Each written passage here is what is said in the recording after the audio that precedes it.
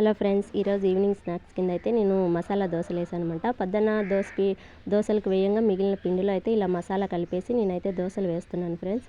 మసాలా దోశలు అంటే ఆలు ఫ్రై పెట్టేసి దోశ మీద ఇస్తారు, అది మసాలా దోశ అంటున్నారు. కానీ మా చిన్నప్పుడు మా అమ్మ ఇలా చేసి పెట్టేదండి మసాలా దోశలని.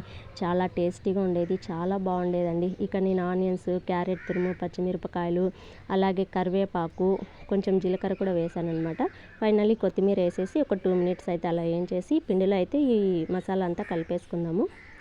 ఇది మసాలా కలిపేసేసి ఇందులో ఇప్పుడు కొద్దిగా ఉప్పు, అలాగే కొంచెం సోడా పొడి కూడా వేసుకుందాం ఫ్రెండ్స్. ఇలా గట్టిగా ఉంటే పొంగనాలు వేసేసుకోవచ్చు, లేదు మనం దోశ కావాలనుకుంటే కొంచెం వాటర్ వేసేసి లూజ్గా చేసేసి పిండిని ఇప్పుడు ప్యాన్ పైన మనం దోశ బ్యాటర్ అయితే వేసేసుకుందాం ఫ్రెండ్స్. ఇలా వేసేసుకుందాం. తిప్పడానికి కుదరదు కాబట్టి మనం వాటర్ వేసి లూజ్గా చేసుకోవాలన్నమాట పిండిని. ఇప్పుడు పైనుంచి కూడా కొద్దిగా ఆయిల్ వేసేసి టర్న్ చేసేద్దాం దోశను. దోశ చాలా టేస్టీగా ఉంటుందండి, చాలా బాగుంటుంది. మా అమ్మ చేసి పెడుతుంటే మేము భలే తినేవాళ్ళం, కానీ ఇప్పుడు నేనే చేసుకోవాల్సి వచ్చేది. నా ఛానల్ అందరినీ చూస్తున్నారు ఫ్రెండ్స్, కానీ ఎవ్వరూ సబ్స్క్రైబ్ చేయలేదు. ప్లీజ్ సబ్స్క్రైబ్ చేసుకోండి ఫ్రెండ్స్. ఎట్లుంది లడ్డు? బాగుందంట. నచ్చితే లైక్ ఇచ్చేయండి ఫ్రెండ్స్.